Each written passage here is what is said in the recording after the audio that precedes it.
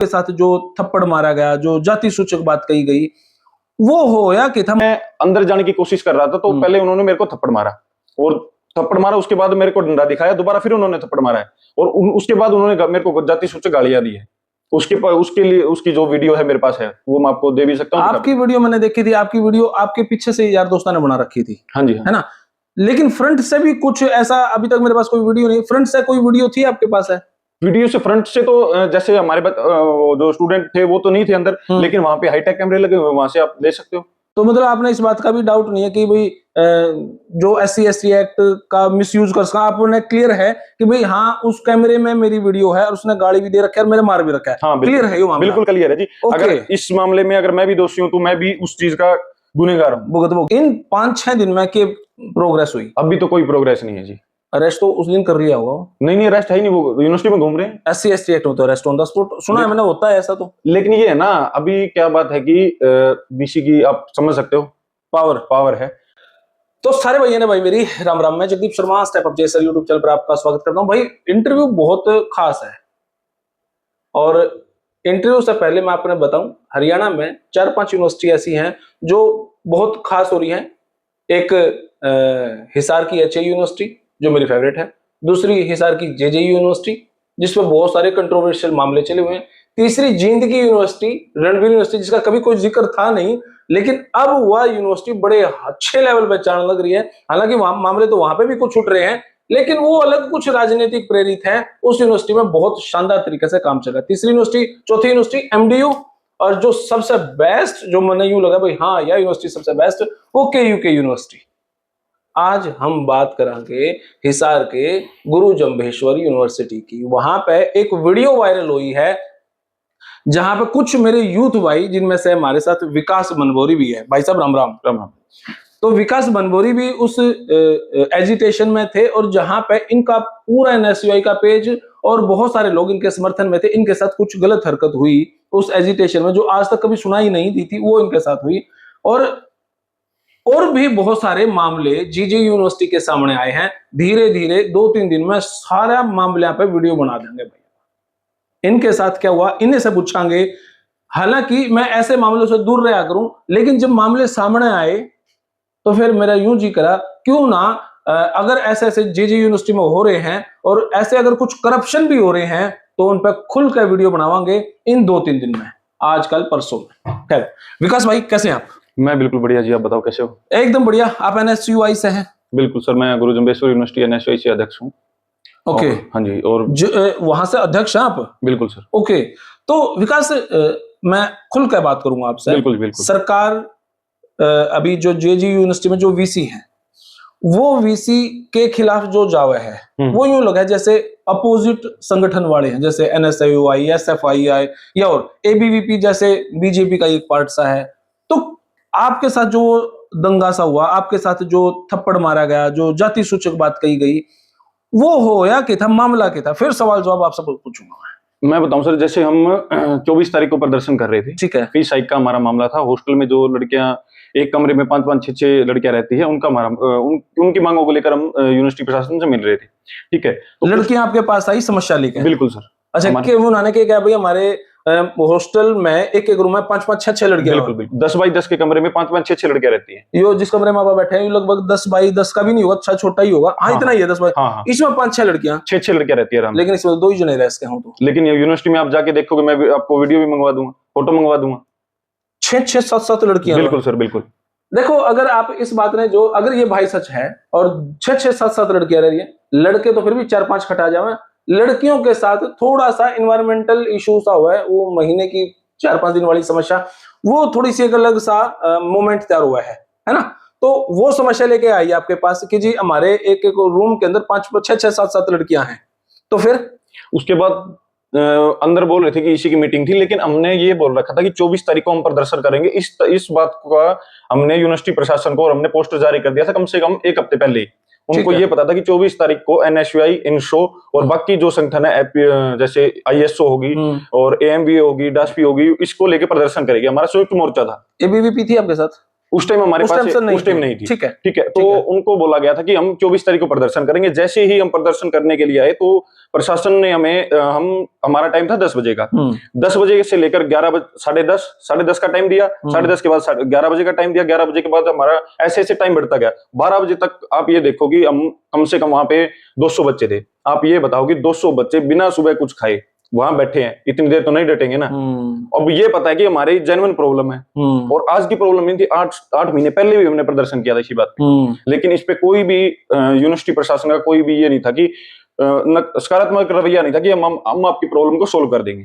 तो उस टाइम जिस टाइम मैं अंदर जाने की कोशिश कर रहा था, मेरे साथी थे हरिंदर बेनीवाल थे, और अज्जू गणगस थे, और आकाश यादव जी मेरे साथ थे, और हरिंदर बेनीवाल जी मेरे साथ में थे। तो हम अंदर जाने की जैसे ही कोशिश कर रहे थे ना, तो यहाँ एक सीएसओ है जसवंत सिंह बिश्नोई। सीएसओ क्या हुआ है? Chief security officer. हाँ, ओके। ये जसवंत सिंह बिश्नोई है। ये जो गुरुजम्बेश्वर यूनिवर्सिटी के वाइस चांसलर है नरसिंह बिश्नोई, इन्हीं के ही रिलेटिव में है, जान पहचान में। हाँ। ओके। तो जैसे ही मैं अंदर जाने की कोशिश कर रहा था, तो पहले उन्होंने मेरे को थप्पड़ मारा, और थप्पड़ मारा, उसके बाद मेरे को डंडा दिखाया, दोबारा फिर उन्होंने थप्पड़ मारा है, और उसके बाद उन्होंने मेरे को जाति सूचक गालियां दी है। उसके लिए उसकी जो वीडियो है मेरे पास है, वो मैं आपको दे भी सकता हूँ। आपकी वीडियो मैंने देखी थी, आपकी वीडियो आपके पीछे से यार दोस्तों ने बना रखी थी। हाँ जी, है ना? लेकिन फ्रंट से भी कुछ ऐसा अभी तक मेरे पास कोई वीडियो नहीं। फ्रंट से कोई वीडियो थी आपके पास? है वीडियो से फ्रंट से तो जैसे हमारे जो स्टूडेंट थे वो तो नहीं थे अंदर, लेकिन वहां पे हाईटेक कैमरे लगे हुए, वहां से आप ले सकते हो। अच्छा, सीसीटीवी कैमरे लगे हैं, हाईटेक है, जिसमें वॉइस भी रिकॉर्ड होती है, बिल्कुल क्लीन। हाँ, तो मतलब आपने इस बात का भी डाउट नहीं है कि भाई जो SC/ST एक्ट का मिसयूज कर सका? आपने क्लियर है कि भाई हाँ, उस कैमरे में मेरी वीडियो है और उसने गाली भी दे रखा है और मेरे मार भी रखा है। हाँ, क्लियर है ये मामला? बिल्कुल क्लियर है जी। अगर इस मामले में अगर मैं भी दोषी हूं, तो मैं भी उस चीज का गुनहगार हूं, भुगतभोगी, बिल्कुल जरूर। वहां पे हाईटेक कैमरे लगे हुए हैं अभी। एक तो जैसे नॉर्मल पहले कैमरे लगे, उसके बाद भी अलग से कैमरे लगाए हुए हैं, हाईटेक है, बिल्कुल ठीक है, जिनका फोकस गेट के ऊपर ही है। वहां से आप वीडियो ले सकते हो, पुलिस प्रशासन के पास वीडियो होगी शायद। वो ये 24 तारीख की बात है? हाँ, 24 तारीख की बात है। ये बात है 11 से और 12 के बीच की, अंदाजा सही है। हाँ, अंदाजा ही है। तो फिर आपने कोई कंप्लेंट दी? बिल्कुल सर, मैंने पड़ाव चौकी में कंप्लेंट दे रखी है। उसके बाद पड़ाव चौकी में मेरे बयान हुए थे, और उसके बाद सिटी थाना में बयान हुए थे। उसके बाद हम ASP हमारे मयंक मुदगिल जी है, उनसे मिले थे, और उन्होंने भी आश्वासन दिया था कि हम इसके ऊपर जरूर कार्रवाई करेंगे। तो क्या कार्रवाई हुई? 24 तारीख की बात है, आज मेरे ख्याल से 30 तारीख होगी, 29 तारीख होगी आज। तो इन 5-6 दिन में के प्रोग्रेस हुई? अभी तो कोई प्रोग्रेस नहीं है जी। अरेस्ट तो उस दिन कर लिया होगा? नहीं, अरेस्ट है ही नहीं, वो यूनिवर्सिटी में घूम रहे हैं। SC/ST एक्ट में तो अरेस्ट ऑन द स्पॉट सुना है मैंने, होता है ऐसा तो। लेकिन ये है ना, अभी क्या बात है कि BC की आप समझ सकते हो, पावर है। और हालांकि आज भी मेरे पास जैसे दोस्त है मेरे, गुप्त सूत्र होते हैं, उन्होंने फोन किया है कि BC ने पूरा जोर लगा रखा है कि इस मामले में रजीमंदा करवाओ, समझौता करवाओ, इसमें कॉम्प्रोमाइज करवाओ। क्योंकि वो जो CSO है वो इनका भाई है, वो रिश्तेदार है, वो जानकार है। अगर यही मैं आपको बताऊं सर, अगर यही चीज अगर एक स्टूडेंट ने की होती ना, तो प्रोक्टोरियल बोर्ड में उस बच्चे की, मतलब वो बोलते हैं ना अपने हिंदी कर देते हैं, ऐसा काम कर देते हैं। अगर यही हरकत किसी बच्चे ने की होती, तो आज तक उनके ऊपर कोई, ना तो यूनिवर्सिटी ने कोई एक्शन लिया है, ना पुलिस प्रशासन कोई एक्शन ले रहा है उसके ऊपर। आपने कहीं जैसे कई बार हमने कंप्लेंट दी, मामला नहीं उठा, फिर हम CM दौरे जावा, DGP दौरे जावा, ऐसे लेटर लिखे आपने? कोई ऐसी प्रक्रिया करी? बिल्कुल सर, मैंने उसी टाइम जैसे मुदगिल सर से हम मिलके आए थे, उसके बाद मैंने CM को मेल कर रखी है। अच्छा। हाँ, IG को मेल कर रखी है, DGP को मेल कर रखी है, और SC आयोग में मेल कर रखी है, CM हरियाणा को भी मेल कर रखी है। तो भी ऐसा कदम, मतलब उसको अरेस्ट के लेके कुछ ऐसा मुद्दा नहीं आया? नहीं, अभी तक कोई मुद्दा नहीं आया है, ना ही मेरे पास ऐसी कोई रिपोर्ट आई है कि अब अभी तक अरेस्ट तो क्या, अभी तक FIR लॉन्च नहीं हुई है मेरी। एप्लीकेशन मैंने दे दी है, लेकिन अब तक FIR लॉन्च भी नहीं हुई है मेरी।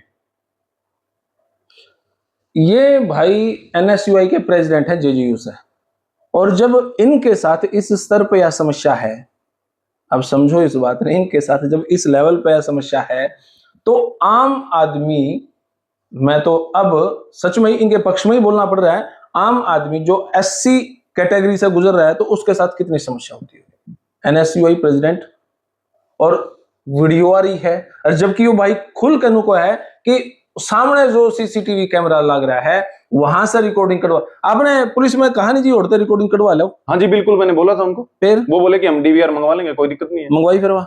अभी तक मेरे को ये आपको सूचना नहीं है इस बात की? हमें कोई सूचना नहीं है कि वहां से DVR आ चुकी है, CCTV फुटेज हम ले आए हैं। हमारा ये हुआ था कि जैसे ही चौकी में बुलाए थे, वहां बयान हुए थे, उसके बाद एसएचओ यहाँ सिटी थाना अमित कुमार है, अमित कुंडू जी, उनके पास हमारे बयान हुए थे। ठीक है। उसके बाद हम एएसपी मुदगिल जी से मिले थे। उसके बाद हमारे पास ना तो पुलिस प्रशासन का कोई फोन आया कि भैया आपकी एफआईआर लॉन्च हो चुकी है, या ना ये फोन आया कि हम वहां से डीवीआर या सीसीटीवी फुटेज ले आए हैं।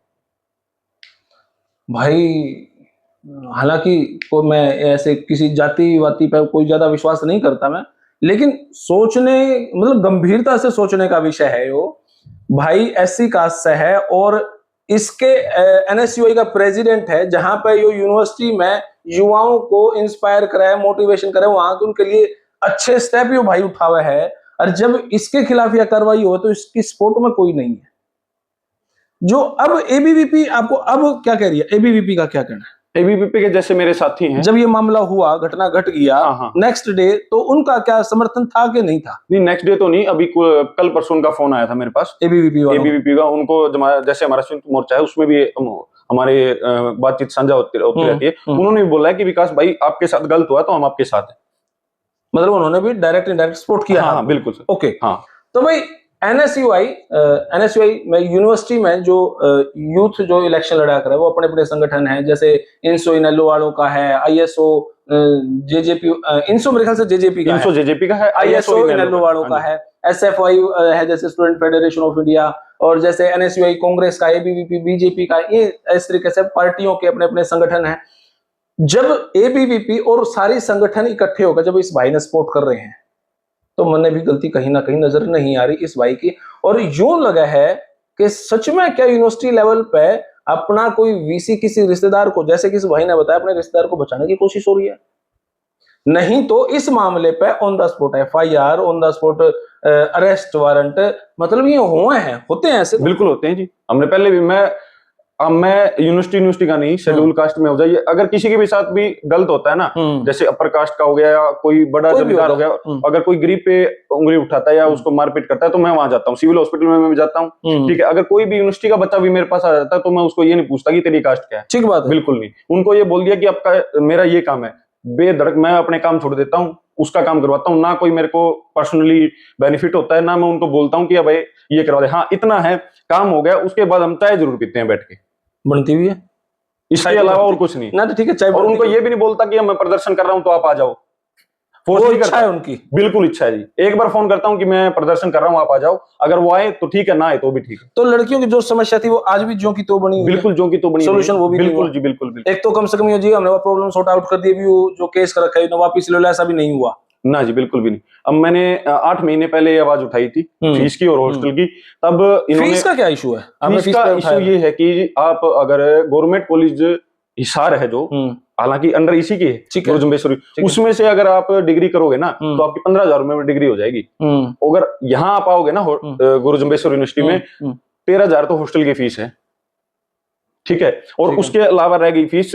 अगर एमडीयू की बात करें तो एमडीयू की फीस मान के चलो 30-35,000 रुपए हो जाती है। ठीक है, यहाँ पे आप फीस करोगे ना, मैं बोलता हूँ आपको 40 से 45,000 रुपए तो मिनिमम फीस है यहाँ पे एक सेमेस्टर की। एक सेमेस्टर की लगा लो या एक सेशन की लगा लो, एक साल की। हाँ, तो फीस बढ़ी है, बिल्कुल बढ़िया जी। अभी मैं आपको बताऊं, तो क्या पहले सूचना नहीं दी गई फीस बढ़ने की? नहीं, सूचना ये देते नहीं है जी, अपने आप बढ़ा देते हैं। इनकी अलग से वो कमेटी बैठी हुई है, उनको ये लगता है कि अब की बार जैसे 1 साल पूरा हो गया, प्रोस्पेक्ट बढ़ने वाला है, अभी वीसी सर बोलेंगे कि अब की बार मेरे यहाँ घूमने गया था, इसमें मेरा खर्चा लग गया, तो वहां उसका खर्चा मैनेज करने के लिए बढ़ा देते हैं फीस, खुद की मौज मस्ती में। बिल्कुल। अभी मैं आपको बताऊं तो नर्सिंग डिपार्टमेंट इन्होंने शुरू किया है। नर्सिंग वाले बच्चों की इतनी बुरी हालात है। केमिस्ट्री डिपार्टमेंट की एक अलग से बिल्डिंग बनाई गई थी, केमिस्ट्री वालों ने एक अलग से लैब बनवाई थी, खुद के लिए लैब बनवाई थी वो। ठीक है, लेकिन क्या किया इसने, खुद के पर्सनली खर्चे उठाने के लिए वो जो बिल्डिंग है वो नर्सिंग को दे दी। और नर्सिंग वाले जो बच्चे हैं, हमारे यहाँ एक हॉल है जहाँ पे अपना एक छोटा ऑडिटोरियम जिसको बोल देते हैं, जहाँ पे फेयरवेल या फ्रेशर पार्टी वगैरह होती है, उन बच्चों को वहां मजबूरी में क्लास लगानी पड़ती है। और जो बाकी जो वो है डिपार्टमेंट है, उनमें बच्चे खड़े रहते हैं लाइन में, ये क्लास उठेगी तो हमारी क्लास इसमें लग जाएगी। ऐसा क्यों हुआ? जब स्पेस नहीं है तो फिर एडमिशन कैसे हुए? अभी ये वही बता रहा हूँ ना, अब वो अपने खर्चे निकालने के लिए। अब अच्छा, हाँ, अब आपको मैं बताऊं तो मैं 2019 में यूनिवर्सिटी में आया था, उसमें उस टाइम है ना इतने डिपार्टमेंट नहीं थे, इतने मतलब कोर्सेज नहीं थे। इस वीसी के आने के बाद कम से कम मेरे जहां नॉलेज है कम से कम 15-20 तो कोर्स इसने शुरू कर दिए। हालांकि उसके बाद ना तो कोई बिल्डिंग बनी ना हॉस्टल बनी। वैसे कोर्स शुरू करना तो अच्छी बात है, नहीं कोर्स आओ तो कोर्स शुरू करना कोई बुरी बात नहीं है, लेकिन वहां इंफ्रास्ट्रक्चर तो हो ना अच्छा, क्लासेस तो हो, रूम हो, बेंच हो। यहाँ कुछ नहीं है। आप अगर रूम बने तो होंगे, फिर वैसे ही बैठने की व्यवस्था कैसे करी? नहीं बने नहीं है ना, उनके बाद कोर्स तो शुरू कर रहे हैं, धड़ल्ले से शुरू कर रहे हैं। ठीक है। ये बोल रहे हैं कि हमने यूनिवर्सिटी बचा ली, डूबने वाली थी। अरे डूबने वाली तो तब है ना जब बच्चों के रहने की जगह नहीं है। अगर हॉस्टल में बच्चों को रूम में रहने के लिए अगर कोई आवाज उठाए ना तो उनको हॉस्टल वार्डन पता क्या बोलती है, भाई अगर रहना हो तो रहो, नहीं रहना तो बाहर पीजी रहकर रह लो, हमारा कोई वो को नहीं, ठीक है, पढ़ना तो पढ़ लो, नहीं अपना घर आ जाओ। ये चीफ वार्डन के वर्ड हैं लड़कियों के प्रति, लड़कियों को बोलते हैं चीजें। और पहले ये होता था कि हॉस्टल में जो लड़कियों का हॉस्टल होता था वो कितनी भी मतलब हिसार की तो नहीं, हिसार से बाहर की कहीं की भी लड़की उसको हॉस्टल मिलता था। अब इन्होंने क्या कर दिया कि 30 किलोमीटर की जो 30 किलोमीटर एरिया है उससे बाहर की लड़की होगी उसको हॉस्टल मिलेगा। अब आप ये बताओ आज के टाइम पे कितनी जनसंख्या बढ़ गई है। अब रोडवेज में आपने भी सफर किया होगा, कभी देखा होगा कितनी धक्का मुक्की होती है, कितना कुछ होता है। अब वो लड़कियां कहां तक सफर करेगी? 30 किलोमीटर मान के चलो, घंटा तो आधा पौना घंटा तो लग ही जाता है। वो लड़कियां सुबह उठ के कितने बजे तो उनको उठना पड़ता होगा, कम से कम 1.5-2 घंटे तो उनके खराब हो ही जाते हैं। अब आप देख लो भाई, एक ऐसी ऐसी खबरें बहुत सारी मेरे पास आई कि जीजे यूनिवर्सिटी में क्या चल रहा है। हालांकि जींद यूनिवर्सिटी की भी जिक्र चला है, पर उनमें मेरे को ज्यादा सा दम नहीं लगता, इसलिए मैंने उस विषय पर काम नहीं करा। लेकिन जब जीजे यूनिवर्सिटी की बात आई, ऐसी बहुत सारी बातें आई हैं। धीरे धीरे विद रिजल्ट, विद डॉक्यूमेंट, बहुत सारी सच्चाई के साथ आपके सामने आने की कोशिश करूंगा। बहुत सारी परतें खोली जाएंगी जीजे यूनिवर्सिटी की। चर्चा तो एक ये भी थी, जैसे कि भाई ने बताया कि 2015-16 के आसपास लगभग 3-3.5 हजार बालकों का एडमिशन होने की व्यवस्था थी। आज के टाइम पे 10-11 हजार बालकों का एडमिशन हो रखा है। ये है क्या ऐसा? बिल्कुल है जी, सच्ची बात है। बिल्कुल। अभी मैं आपको बताऊं तो अप्रोक्स जिसमें कि 12,000 बच्चे यूनिवर्सिटी में पढ़ रहे हैं फिलहाल, और जिसमें कि कोई रूम कोई अलग से कुछ ऐसा बनाया नहीं, बिल्कुल नहीं है जी, बिल्कुल भी नहीं है। अब तो यही बात आप कह रहे हो कि 3 गुना 4 गुना बच्चों का एडमिशन हो चुके हैं लगभग, और उनके लिए कोई रूम, ना क्लास का रूम और ना हॉस्टल का रूम, कुछ नहीं बनाया गया। बिल्कुल। अब जैसे मैं आपको बता रहा था कि 8 महीने पहले हमने प्रोटेस्ट किया था, तो उसमें इन्होंने बोला था कि साइड में एक धर्मशाला, यादव धर्मशाला है, उसमें ये बोल रहे थे कि हमारी उनसे बात हो गई है। उनका ये है कि उनकी जो दीवार है ना वो अपनी यूनिवर्सिटी के लगते ही है। वो बोले कि इस दीवार को तोड़ के यहाँ से एंट्री का गेट बना लेंगे लड़कियों के लिए, तो वहां शिफ्ट कर देंगे। उस टाइम हमने बोल दिया कि ठीक है, अभी बाहर की संस्था है, बातचीत होती है, थोड़ा बहुत टाइम लगेगा। हमने टाइम, अब ये देखो, हम उस टाइम कुछ नहीं बोले, तो उस टाइम बीच में एग्जाम भी आ गए, थोड़े मैं भी बीमार हो गया था उस टाइम, तो इतना मैं वो कर नहीं पाया। तो अभी भी पता क्या बोलते हैं, अभी हमने बोला कि सर यहाँ पे अनिल बानखड़ है, प्रोक्टर है, उनको मैंने बोला सर वहां पिछले जो प्रदर्शन किया था, आप ये बोल रहे थे कि हमने यादव धर्मशाला वालों से, यादव सभा वालों से बात की है, तो वो बोल रहे हैं कि अब हम यहाँ रहने के लिए जगह दे देंगे, लेकिन 8 महीने हो गए आज तक वो बात नहीं बनी इनकी। आज भी वही इनका एक ही वो है पॉइंट है कि उनसे बात चल रही है। 8 महीने आप ये मान के चलो, 8 महीने में कुछ तो रिजल्ट होगा, या तो वो मना कर देंगे या वो दे देंगे। नहीं, 8 महीने तो नहीं बिल्डिंग तैयार हो जाती, नहीं फिर करें क्यों? तो भाई बहुत सारी बातों के लेके 1-2 दिन में बहुत सारी वीडियोस के साथ आपके सामने आता हूं, और भाई का बहुत बहुत धन्यवाद, सब कीमती समय दिया। लेकिन ये वो सच्चाई है जो एनएसयूआई का प्रेसिडेंट होने के बाद भी इसके साथ ये घटित हो रही है। आम जनता के साथ तो क्या क्या हो रहा होगा। फिलहाल ये वीडियो इतनी, आपने किसी लागी कमेंट के साथ सच्चाई जरूर बताएं कि ये भाई झूठा है कि सच्चा है, और यूनिवर्सिटी में के घपला चल रहा है कि सही चल रहा है। तो ये सारी बातों के लिए आप अपनी कमेंट में राय जरूर दें। तब तक ले धन्यवाद। जय हिंद, भारत माता की जय। थैंक यू मेरे भाई।